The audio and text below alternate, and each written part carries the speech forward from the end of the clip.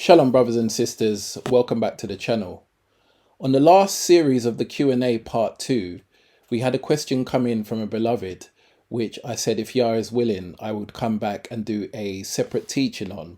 And this is something that I want to address today, because it is something within the body of Mashiach that has been asked a lot from various sources. And on a separate note, I'm also doing a study with another beloved in the Mishpachah where we are looking at some of these things. So it's definitely a question I think many people have on their minds and want to get some more clarity to. And it's something that I came across in 2021. And when I came across this topic, I began to study it and look at various scriptures and various sources to try and get some understanding. And it wasn't until the next year in 2022 that I came across the book of Jubilees and read it from cover to cover and started to delve into the scripture and then began to get more understanding on the way how the Most High's calendar works. Now, all of that being said, I do believe that there are some things that cannot be fully restored until the gathering takes place, until HaMashiach comes back and straightens things up. I think there are some things we will never be in full agreement with. That's just the way the scriptures prophesy things, and that's just the way things are designed.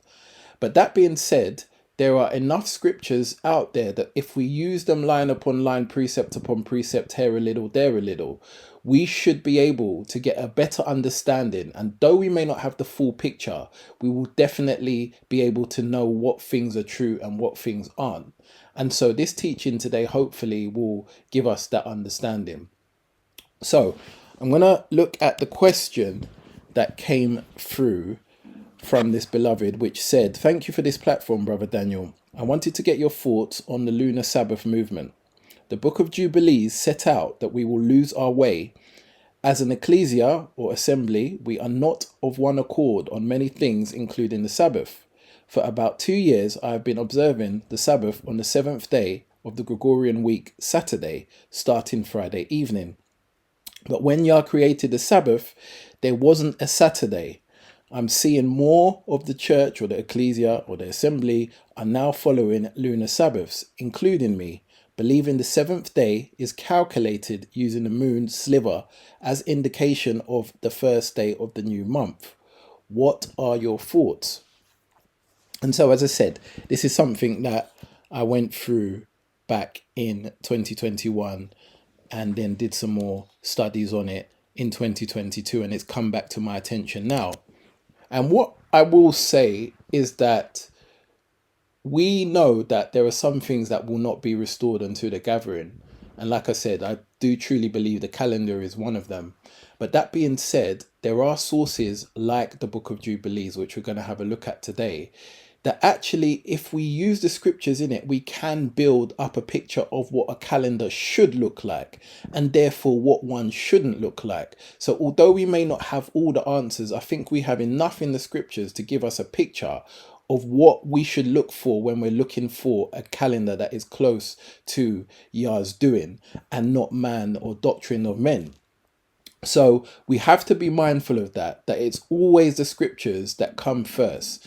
And in addition to that, in the book of Jubilees, there's a lot of equations or mathematics that are within that book, and not just to do with the calendar, to do with various things in terms of times things happen when the children of Yasharah went into their first captivity and so on and so forth. It does have a lot of numbers and dates in terms of years when things took place.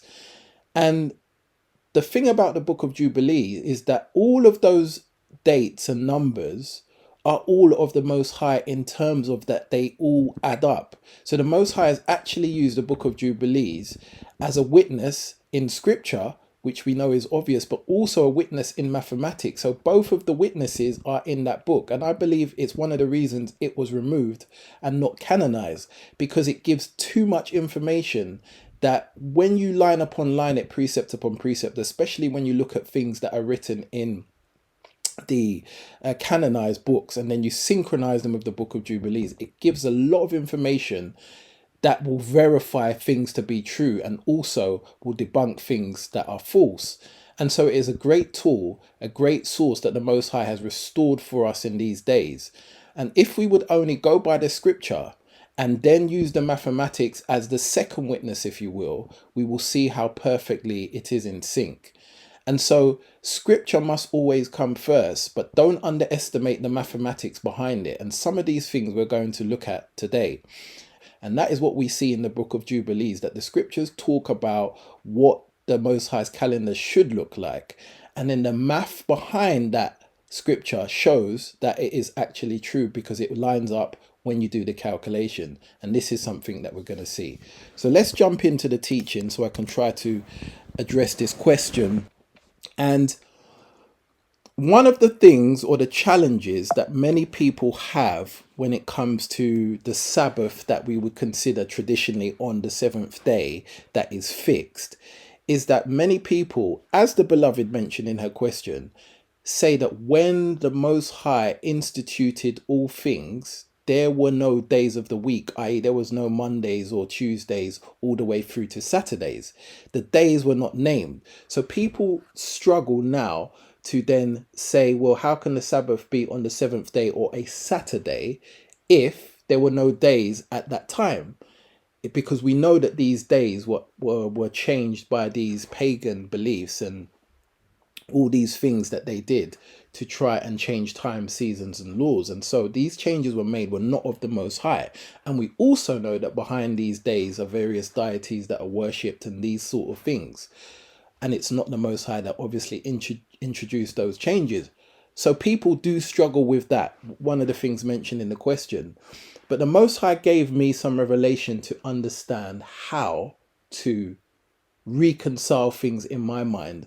And this is what I'm going to try to share with you. And what he did is that he took me to the scriptures, which is obviously the first witness. But he showed me that in the scriptures that I should revert to using the days that he named. And whatever he named those days is how I should view this whilst I'm studying for this teaching. And so we're going to start in Genesis chapter 1, verses 3 through to 5. Verse 3 says, and Elohim said, let there be light, and there was light. And Elohim saw that the light, that it was good, and Elohim divided the light from the darkness, and Elohim called the light day, the darkness he called night, and the evening and the morning were the first day. So right here we see that the first day was numbered as a name. That's how it was classed. It was called day one, or the first day, or the first yom. It didn't have any names attached to it, but it's very clear that Yah called for there to be light, and when light came, that he divided the light from the darkness, and he called the light day, and he called the darkness night.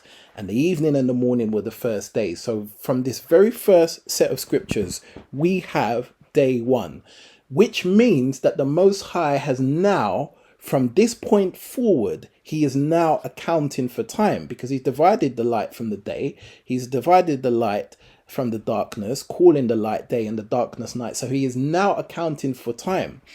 And we know, generally speaking, that the accounting of time is done by the luminaries.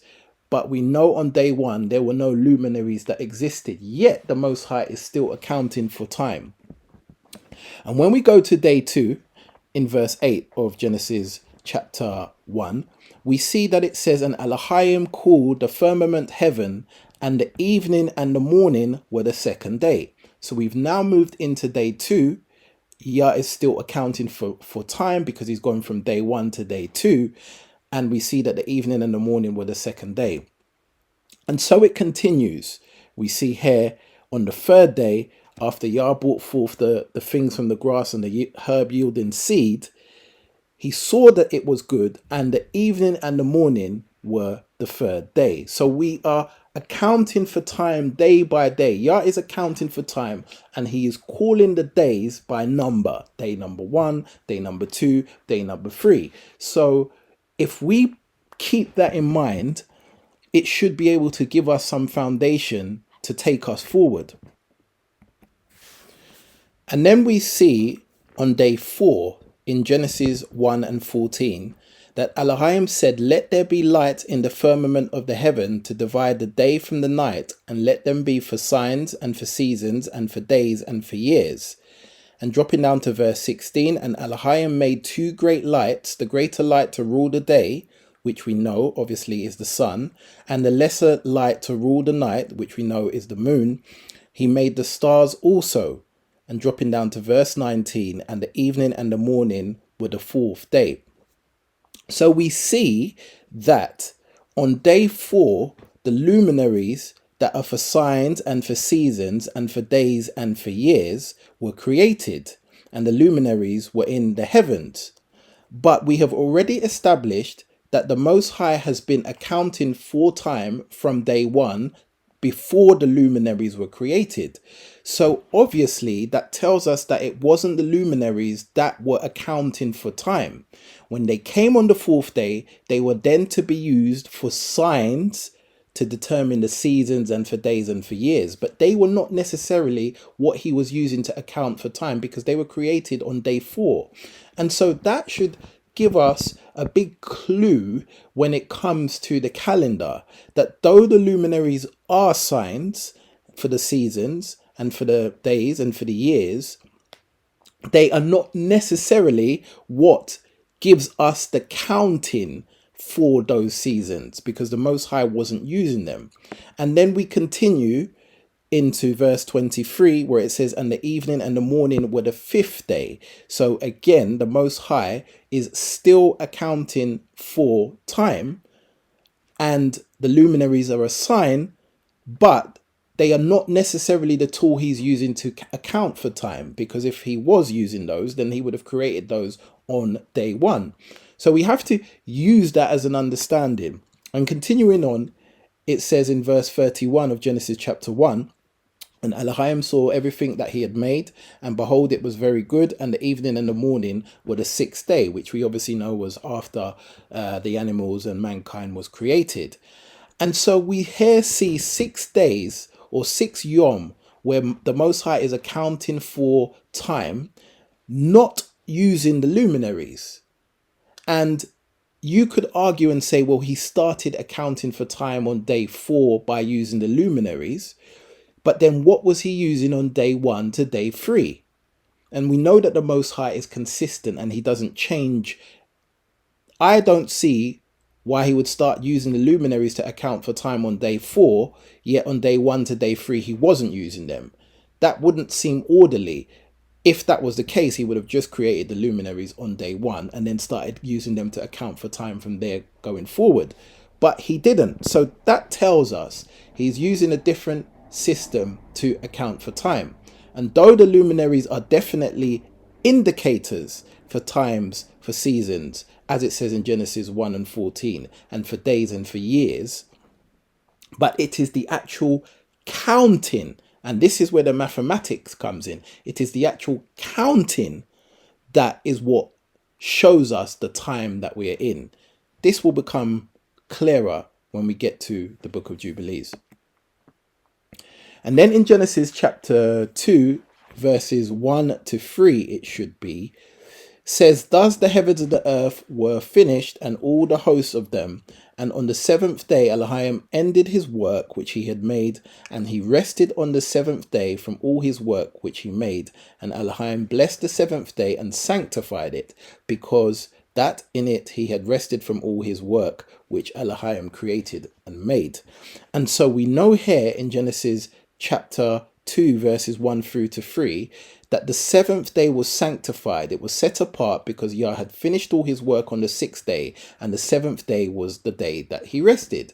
And so we know by virtue of reading these scriptures that day 1 through to day 7 were called day 1 through to day 7. They were not called any other names. They were called by their number, by the accounting of time from day to day. 1, 2, 3, 4, 5, 6, 7.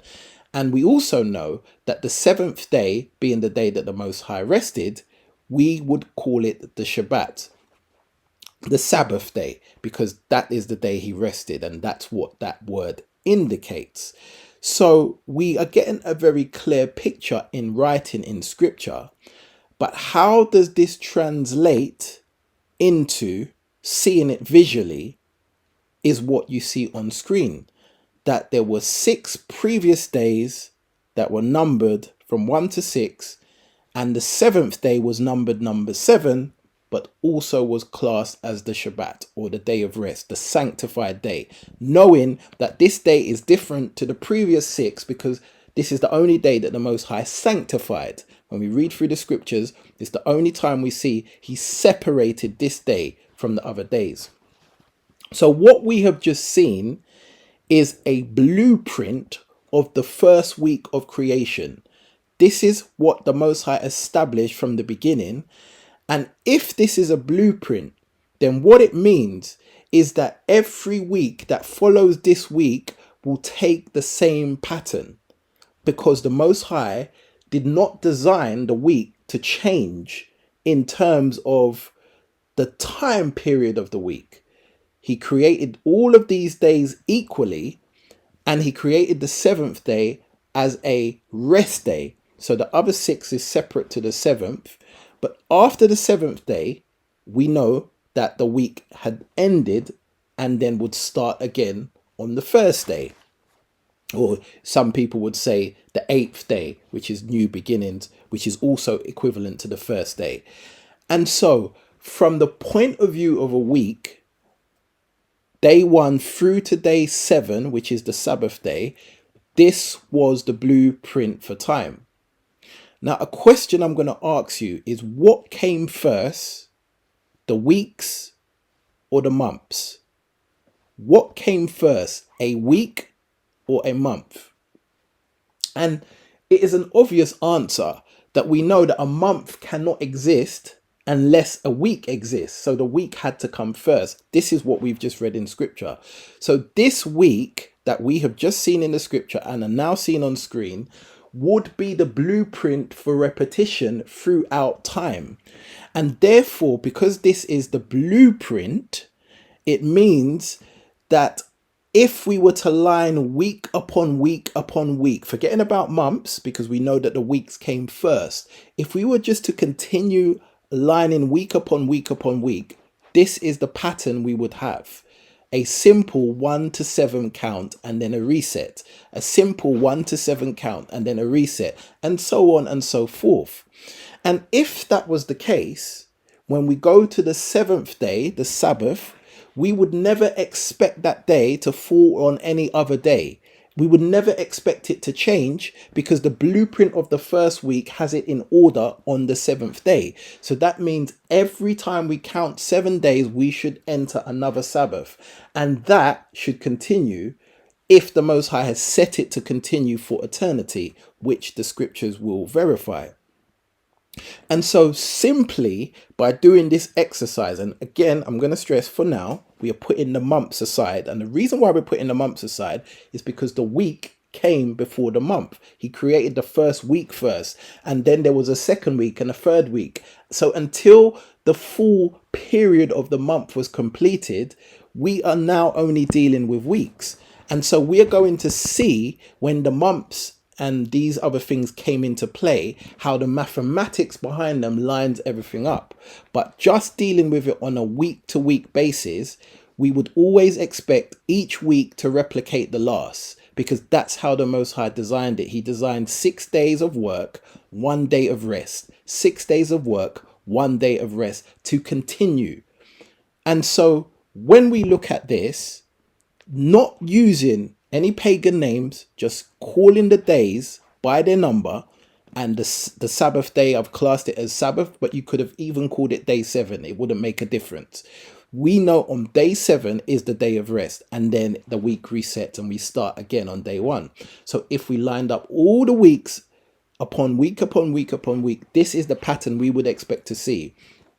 And we would never be able to accept if day 7 somehow down the line then fell on day 2 of that new week. It wouldn't make sense. We would always stick to the fact that day 7 is always going to fall 7 days from the previous day 7, and 7 days after that day 7, it will always be a 7-day gap.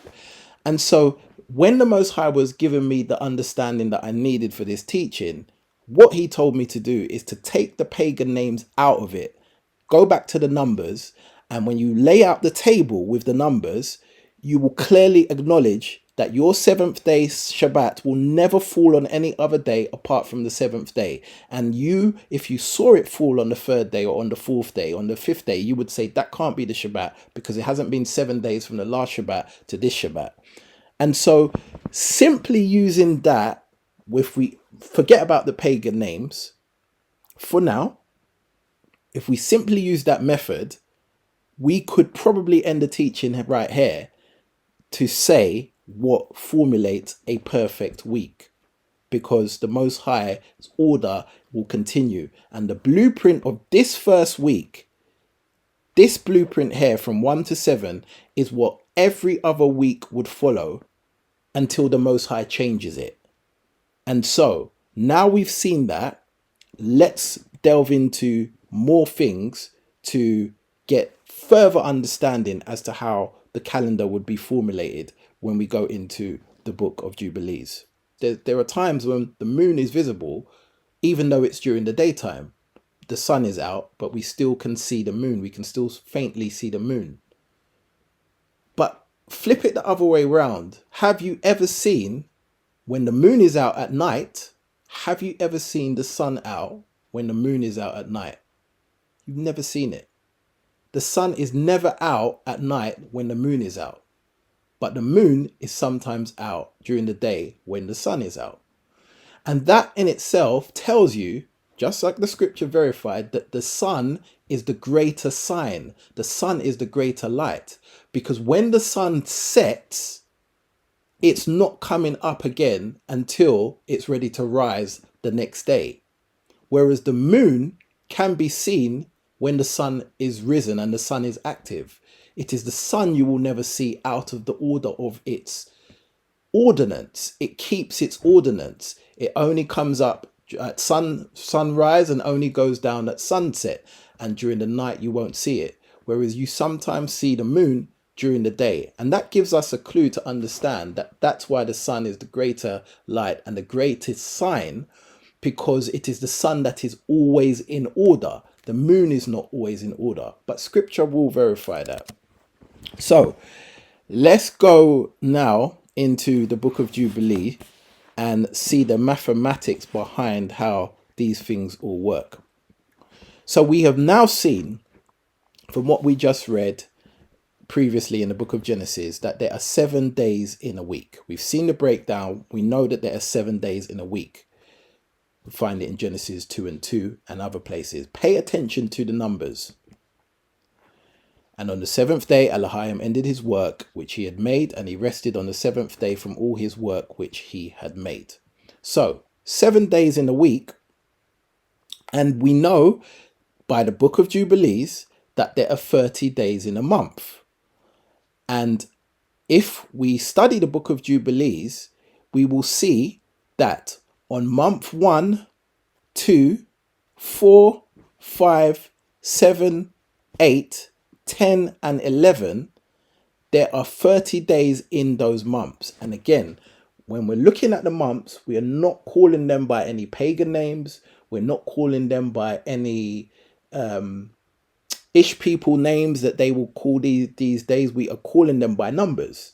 30 days are accounted to month 1, 2, 4, 5, 7, 8, 10, and 11. So 8 months have 30 days in them. And 8 times 30 is 240. That is the mathematic to see if we're on the right track. Then there are 4 months, month 3, month 6, month 9, and month 12, which have 31 days. So if we do the math, 4 months times 31 days will give us 124 days. 4 times 31 is 124 days. So there are 8 months that have 30 days, and the remaining 4 months have 31 days. And that gives us 124. And if we add 240 days to 124 days, we get 364 days. And that makes the full year. That's a 12-month period. And all of these things, and I'm going to show it to you, are in the book of Jubilees. So the mathematics so far is working.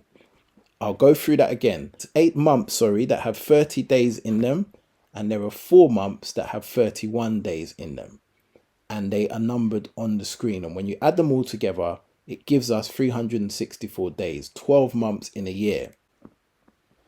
Now, there are 4 intercalary days every quarter in month 1, 4, 7, and 10. So the year is divided into 4 segments, if you will. And in those 4 segments, they are classed as quarters, and they have to have an equal amount of days. And on the new moon of the 1st month, the new moon of the 4th month, the new moon of the 7th month, and on the new moon of the 10th month are the days of remembrance and the days of the seasons in the 4 divisions of the year. These are written and ordained as a testimony forever. So that shows us that in every quarter, there is what you would class as an extra day. It happens 4 times because there are 4 quarters. And that means that a quarter is worked out by taking the number of days in a week, which is obviously 7, and timesing it by 13. Why do we times it by 13? Because we know that in a year, a full year of 364 days, if we divide 364 days by 7, we get the number 52, meaning that there are 52 weeks exactly in a full year. 52 times 7 is 364. So if we further divide that 52 into 4 quarters, we would get 13, meaning that there are 13 weeks in every quarter. And 13 weeks times 7 equal 91. So every quarter has 13 weeks, which is equivalent exactly to 91 days. And that is what we have already seen above, because the pattern is 30 days in the 1st month, 30 days in the 2nd month, and 31 days in the 3rd month. That makes 91. And then we start the process again. 30 days in the 4th month, 30 days in the 5th month, and 31 days in the 6th month. Again, that starts the pattern again, because that would be the 2nd quarter. And then it would be 30 days in the 7th month, 30 days in the 8th month, and 31 days in the 9th month, and so on and so forth. So I hope you are following along, because you have to see how the math is perfect. So there are 91 days in every quarter, and there are 4 quarters in every year. And if you times 91 by 4, you get 364 days. So 364 is the complete year. So we see how the breakdown is perfect when it comes to the math behind it. Jubilees 6 and 29 reads, "And they placed them on the heavenly tablets. Each had 13 weeks from one to another, past their memorial from the 1st to the 2nd, and from the 2nd to the 3rd, and from the 3rd to the 4th. And so this is just showing us that each quarter had 13 weeks in it, from quarter 1 through to quarter 4. They were all equal because they're divided equally. And that 13 weeks is equivalent to 91 days. So 91 days 4 times, when we do the math, we see that it will show us that it is 364. And then we see that there are 52 weeks in a complete year. Again, if we divide 7 by 364, we will get 52, which is what Jubilees 6 and 30 tells us. And it reads, "And all the days of the commandment will be 52 weeks of days, or 52 weeks of days, and these will make the entire year complete. Thus it is graven and ordained on the heavenly tablets, and there is no neglecting this commandment for a single year or from year to year." So it's very clear that this is the order of things: 52 weeks every year, and that makes the year complete, which is 364 days. It says it is engraven, ordained on the heavenly tablets, and there is no neglecting of this commandment, not just for one single year or from year to year. So in other words, at no stage can a year ever be more or less than 364 days, not for a single year or not for year to year. In other words, it does not change. If we believe this is an inspired book, we have to follow the scripture. And it makes sense because if a complete year is 52 weeks, which is 364 days, then it means at the end of that 364th day, the next day is the start of the new year, and the same pattern completes. So far with the mathematics, everything is in perfect sync.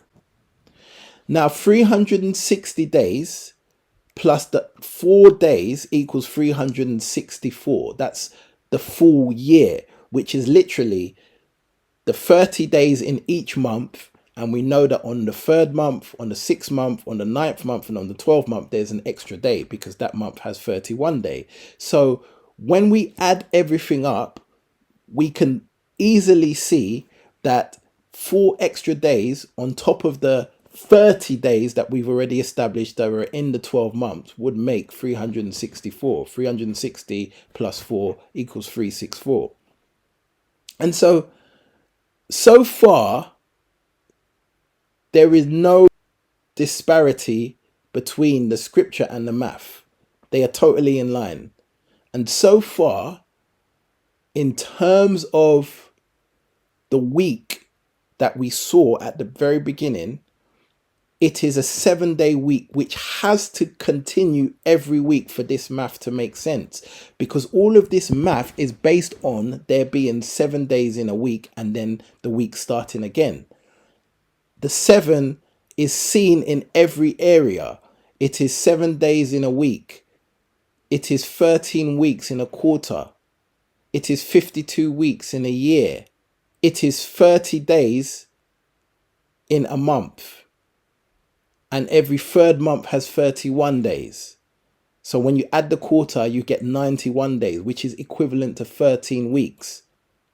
So the number 7 is producing all of these numbers, being because there are 7 days in a week. So far, we are not seeing any issues with the math. The math is all doing what it's supposed to do. It's all adding up. The scripture is there, but when we do the math behind it, the scripture and the math go together. 52 weeks times 7 days equals 364. That is the number for the complete year in days. And there are no remainders. There's nothing left over. There is nothing extra that needed to be added, or likewise nothing that needs to be taken away. That number is complete for the year according to the scriptures.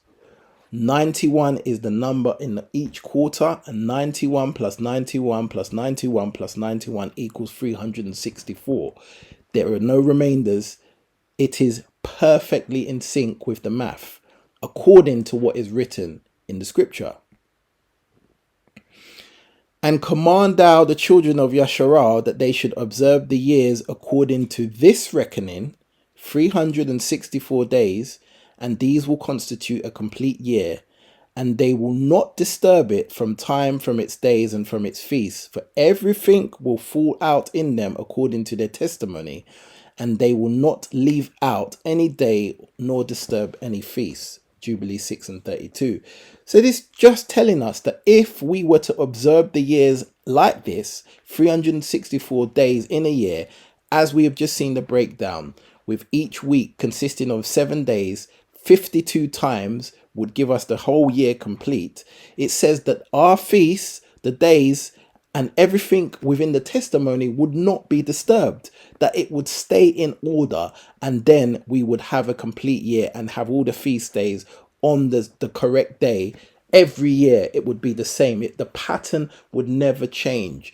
That is the point of this book. It is showing us that everything is done in order. So even now when we look at the feast days, we don't know the exact calendar that we're on, but the way the feast days should work is that once you've got 1 year of a blueprint of the feast days, every year would be the same. The dates would be the same. There would never be a change of dates. It would always be caught or celebrated on the correct day. And this is what the book of Jubilees verifies, that through following the numbers, through the scripture, and then doing the math, that everything is in line with each other. Everything is in perfect synchronization. And so that shows us that if that is the case, and if we believe this book is inspired, then the seventh day Shabbat has to always fall on that same day every week, because it relies on the week of 7 days for all the mathematics to work. You can't get any more clearer than that when you go through the book of Jubilees. But let's continue. And again, here I have used a calendar now. I've put things into a format of a calendar. And again, we're not calling any of the days by any other name other than the number, and the seventh day we're calling the Shabbat. So what we have just seen in the scripture is now laid out in the calendar. That you see days 1 through to day 6, and then the next day is the Sabbath day. And you see at the start, day 1 falls on the first, day 2 falls on the second, day 3 falls on the third, all the way up to day 7, or the Sabbath, which falls on the 7th. And then when you go into the following week, the count continues. Day 8 becomes day 1, day 9 becomes day 2, day 10 becomes day 3, and so on and so forth. So the days at the top stay the same, day 1 through to day 6, and then the Sabbath, or the 7th day. And then we see that the numbers counting are the date, if you will, the first, the second, the third. And according to what we have just seen, the first month of the year has 30 days. So we see in red, there are 30 days numbered. And then at the end of the 30th day, the second month begins. But notice when the second month begins, on the first day of the month, it falls under day 3 because it is continuous. So the week cycle just continues, just the same way as it would today. But I'm going to come back to that because I don't want to mix up pagan with the Most High's way. But what you need to understand is that the dates are continuous, and the days, i.e. day 1 through to the Sabbath, reset after every Sabbath. The week starts again, just like we saw at the beginning. The week continues to go from 1 to 7 and reset, 1 to 7 and reset. And so it is with the months, i.e. the dates. When you get to the 30th, the month starts again, and the count is then done. And we see in the second month, we have 30 days, which is in orange. When we get to the third month, which is in green, we see that it has 31 days, because we saw earlier that month 1, month 2 has 30 days each, and month 3 has 31 days. So the pattern is 30 plus 30 plus 31. And that gives us a full 91 days. And that is the quarter complete. So this first diagram you're seeing is 3 months past with the correct amount of days in each month, and also falling on the correct days. And what you will notice is then when a quarter is complete, the quarter finished on the 31st on the third month, which is the bottom box on the right hand side in green.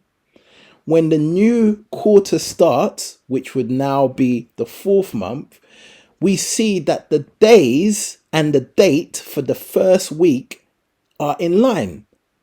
That day 1 is the 1st of the month, and day 2 is the 2nd of the month, and day 3 is the 3rd of the month, all the way up to day 7, or the Sabbath, which is the 7th of the month.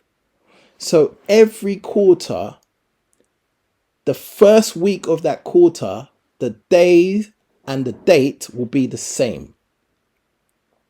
And if we continue on, when we see the end of the 4th, the end of the 5th, and the end of the 6th month, we see we've now completed half the year.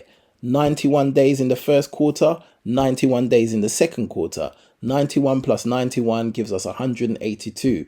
182 is the halfway point of the year, and the pattern continues into the third quarter. Notice again that when the third quarter starts, the day, i.e. day 1, is the same as the date for that first week. So day 1 is on the 1st, and day 7, or the Sabbath, is on the 7th. And the cycle continues. And at the end of the third quarter, we now have 273 days completed, because we add another 91 to the previous 182. We've now completed 3 quarters of the year.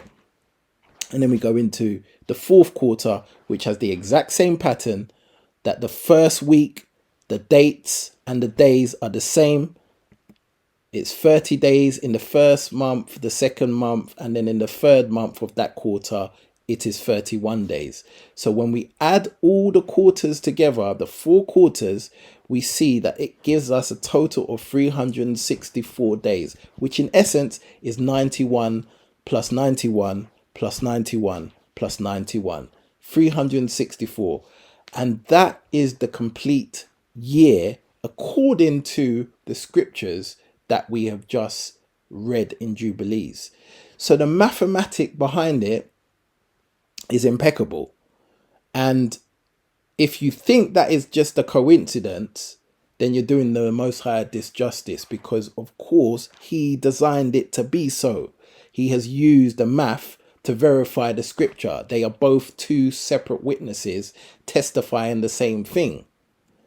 And so if we would only understand this, it will tell us all we need to know, that the pattern from quarter to quarter, and therefore from year to year, is always going to be the same. It's not going to deviate.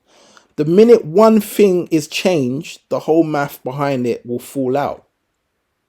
And that's what the Most High has shown us, that he is an Elohim of order. So everything is orderly and will continue in that cycle. And we also know from the very beginning that when he was accounting for time, he was not using the luminaries in the sky, the sun or the moon. He was using a counting system from one day to the next. Now, as we've already established, these signs are to give us signs, the stars, the moon and the sun, but they're not what is to be used. But if something is the greater sign, we have also seen it is the sun, because the sun is always up and down when it needs to. It always rises and always sets when it needs to. Whereas the moon, we're going to see, according to the scripture, doesn't have that pattern. And I already used that example showing you that sometimes you see the moon during the daytime. Why is the moon out during the day? Very faint though it may be because of the light of the sun, but the moon is still there. So it is only the sun that is only up when it's supposed to rise and only sets when it's supposed to rise. And you will never see the sun at night because that's not its time. Whereas the moon is clearly sometimes not in its right order for whatever reason. The scriptures will verify that as we go through. So now, if I was to make this subtle change, pay attention to the days. If I was to make this subtle change and rename day 1 Sunday and day 2 Monday, all the way through to day 7 as Saturday, does that change when the 7th day Sabbath is? Rhetorical question.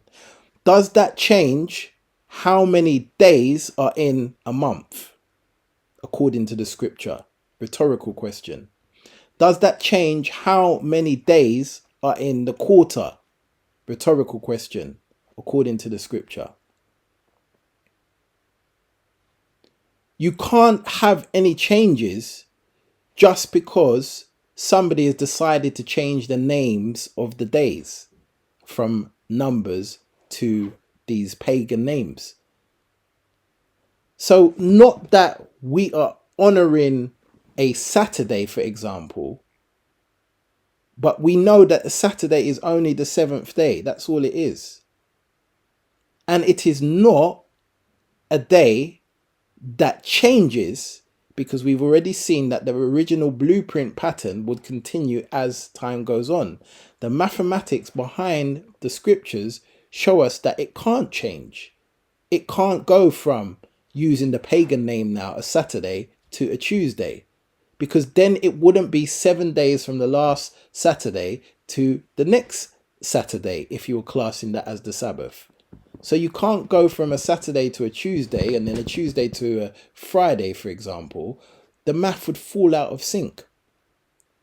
So just because the dates have changed, the name of the days from the numbers to the pagan names, shouldn't mean that we change the date that we are keeping the Shabbat, because it's still in line with the scriptures in terms of how many days there are in a month and how many months there are in a year and how many days there are in a quarter and how many weeks there are in a year and how many weeks there are in a quarter. All of those things still remain the same. The numbers still add up to exactly what the scripture verifies.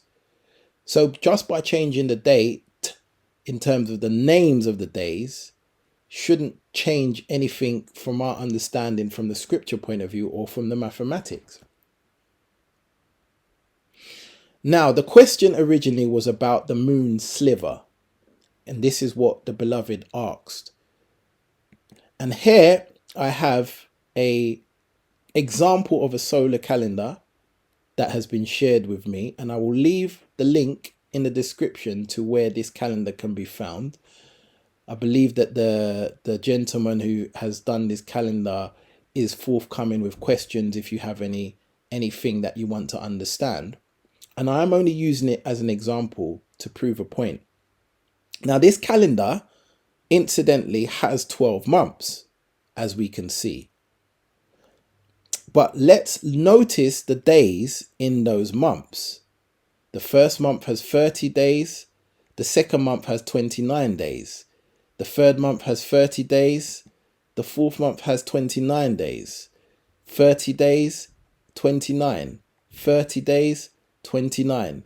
30 days, 29. 30 days, 29. 12 months, but 6 months have 30 days and the other 6 months have 29 days. So if we were to add all the days together in this calendar, it would give us the total of 354 days. So this calendar, which is based on the sighting of the moon.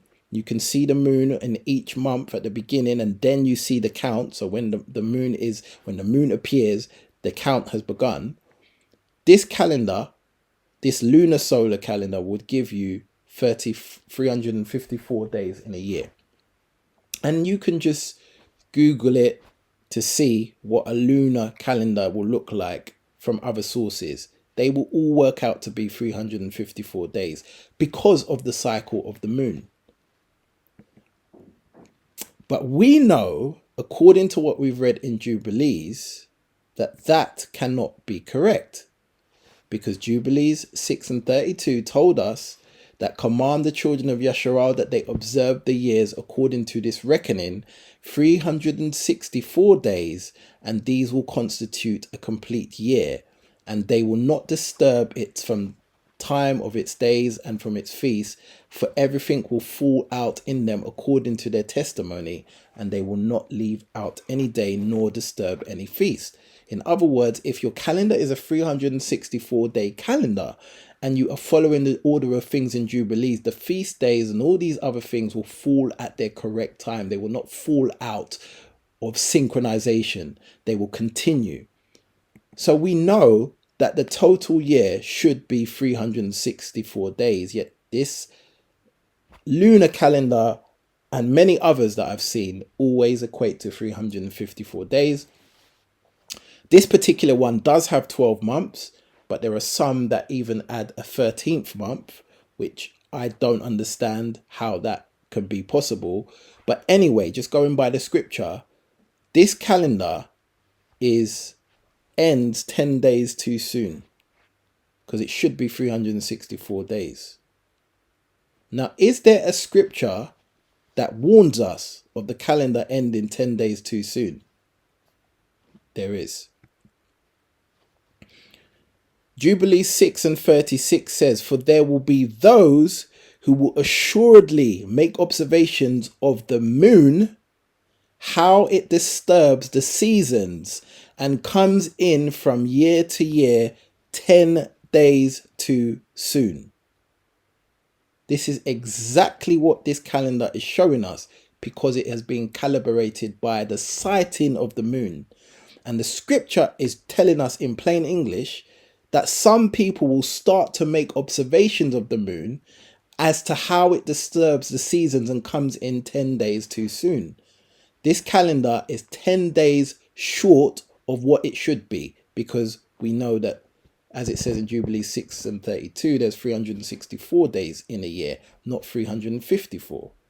So this scripture has been fulfilled by the Lunar Sabbath movement.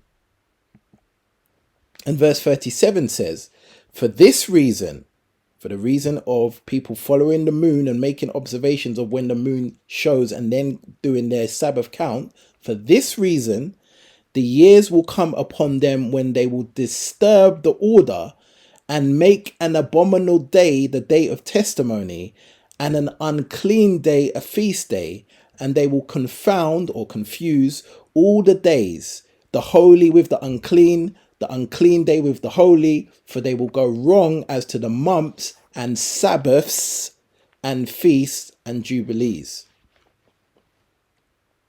So the scripture has told us exactly what will happen if we start using the moon to make observations as to how to do the count, or as to how to work out our Sabbaths. It's told us that we are going to mix them up. We're going to mix the holy with the unclean with the holy. We're going to go wrong in the months, in the Sabbaths, in the feasts, and in the Jubilees. And that is exactly what has happened. So you see, family, just by following the scripture and the math, we know that this calendar is fulfilling prophecy, i.e. this lunar calendar or this lunar Sabbath movement. It's fulfilling prophecy. It's all there for us to see.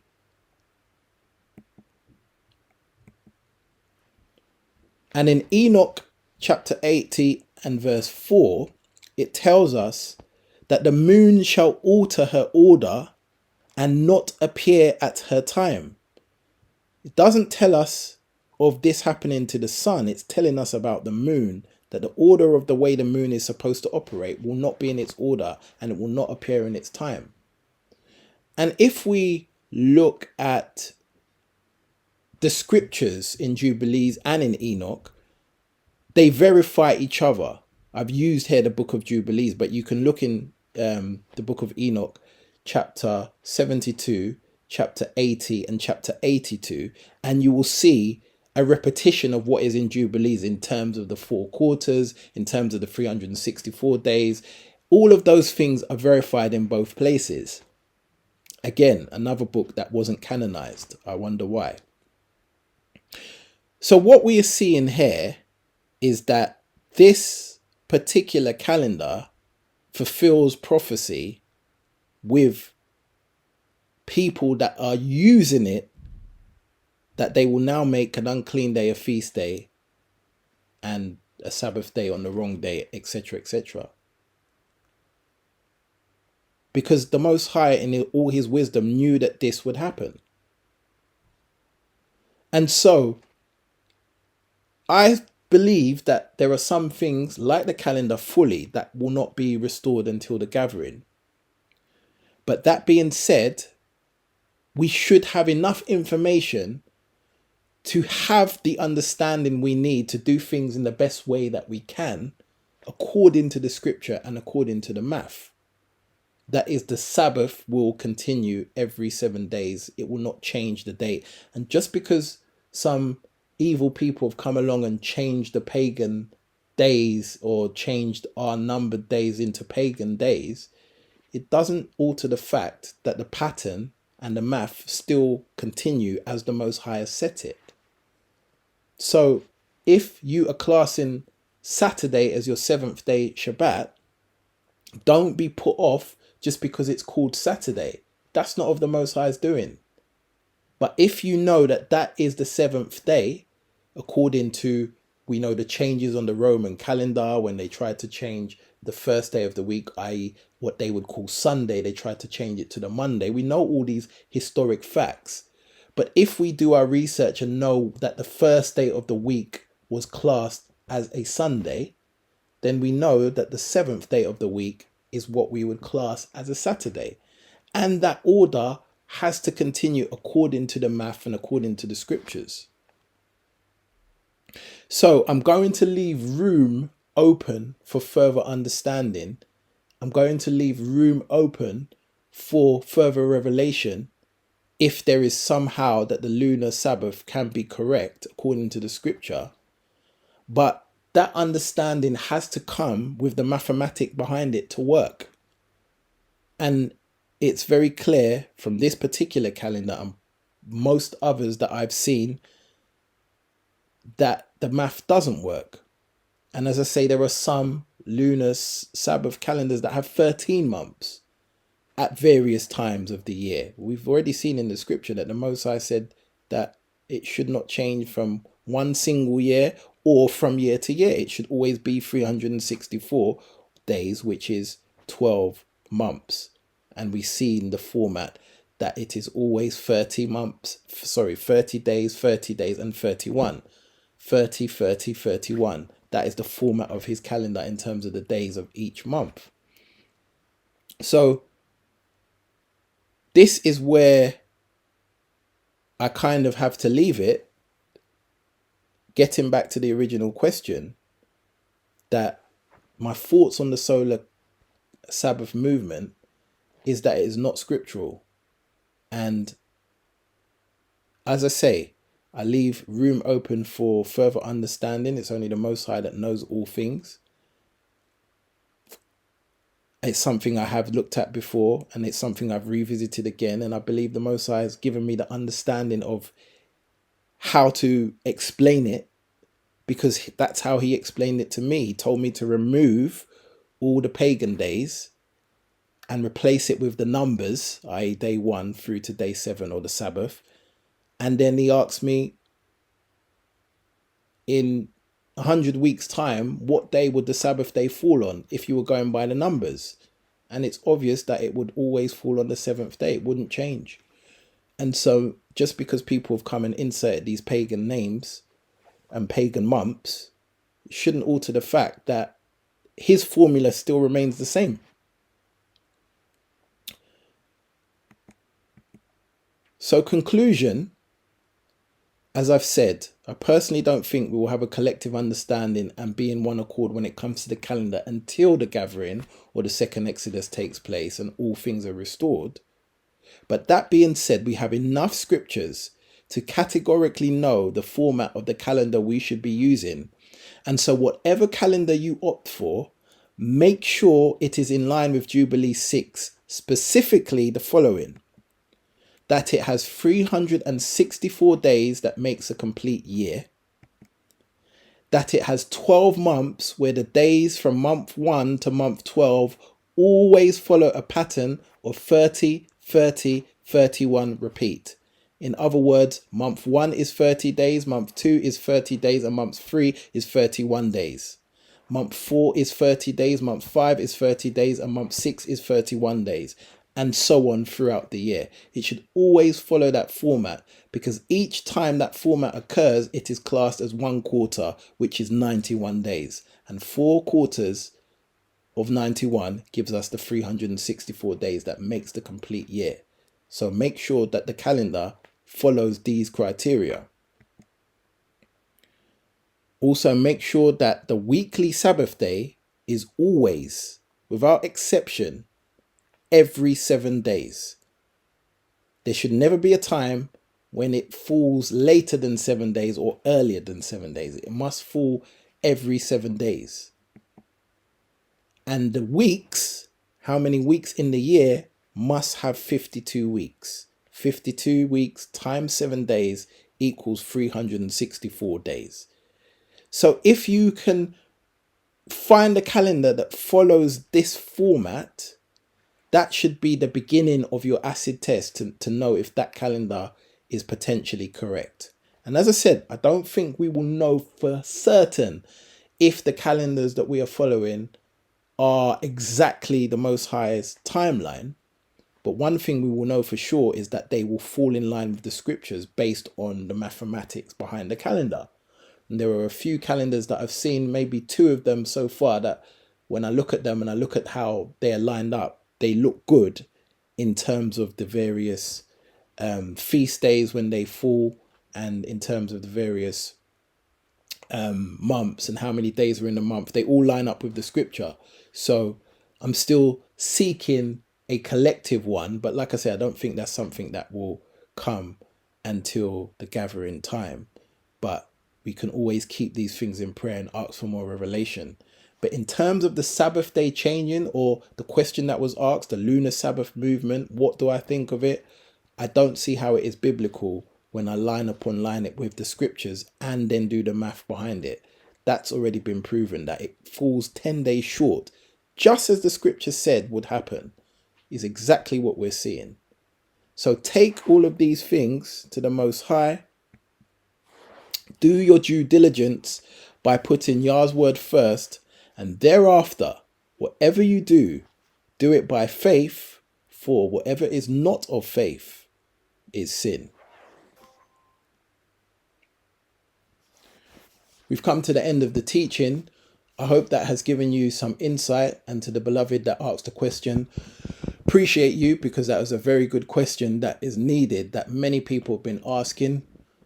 By Yah's grace, the explanation has given you the answer and the confirmation that you need. I know it can be difficult sometimes with the numbers and the math. It's not everyone's strong point. Sometimes it does get certain people's heads confused because maybe they're not so number friendly.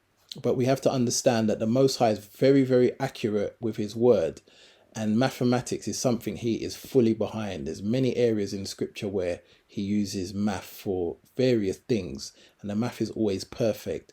So you may need to go through this teaching again a couple of times to get the full understanding of how the numbers work. But it is very clear, according to the math, that when we look at what Jubilees says about the calendar, the mathematics is always in synchronization. When we look at the lunar movement with the various calendars, many of the ones that I've seen, the math always falls short. It doesn't add up.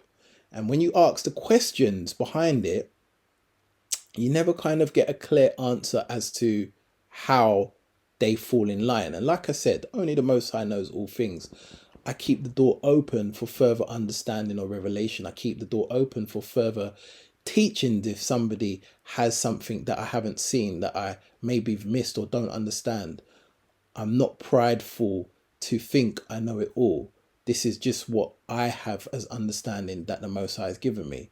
But when I look in the scriptures and when I do the math and see that they both fall in line, I can't deviate from that until and if I'm shown otherwise. So I hope this has been edifying for you all. I hope this has answered the question to give you the assurance of what should be the correct way to account for time. One of the things that the Most High does is he tells us to number the days. He tells us to do the count. When we read in Leviticus chapter 23, when he's talking about the Feast of Weeks, he tells us to count 7 Sabbaths. And then next is the 50th day, the day of Pentecost. So he tells us to count the Sabbaths. So we should be doing our counting to get to when the Sabbath day is. If we know when the Sabbath day is, we should be counting to get to the Sabbath day, not using the observations of the moon to tell us when the months start, because we've already seen that that's not going to work in our favor. We have to do it by counting. That's how the Most High did it. And he tells us when the year starts. He gives us the signs of the calendar, that the calendar is always the same every single year. So once we get one year correct, every year will be right. But we need to do it by counting and not observing when we're seeing the moon. because there was a time when these things were in sync. If you read the scriptures, it shows us there was a time that these things were in sync. But because of the disobedience of man, it shows us that these things came out of sync. And so now in the day we live in, we cannot use them as the basis to know when these things, in terms of feast days and these other things, start. We have to do it by counting, using a calendar that is calibrated by the sun, a 364-day calendar. Even though we don't know for sure which one is actually correct, but again, it goes back to the whole intent versus action. It goes back to the whole understanding that not all things will be restored until the gathering, but the Most High in his mercy has left enough knowledge and wisdom through his scriptures, even though some have been hidden, but by his grace they're being restored now. He's given us enough information and the math to know that if we get a calendar, we can examine it by the virtue of his scripture and know whether or not that calendar could be correct, or whether we have to throw it out because it doesn't line up with scripture and it doesn't work with the math.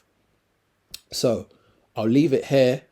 Thank you for the question again, beloved. Thank you for listening. And please leave comments and further questions under this teaching. And likewise, as I said, if somebody has further understanding on the lunar Sabbath and you want to explain it or leave a comment showing how it works, make sure before you do that it lines up with the scripture in Jubilees, and make sure that the math works, because those are the only two witnesses that can verify that a calendar somebody has is correct. The math and the scripture has to be in line. I'll leave it here. To all those that are his, may Yah bless you and keep you.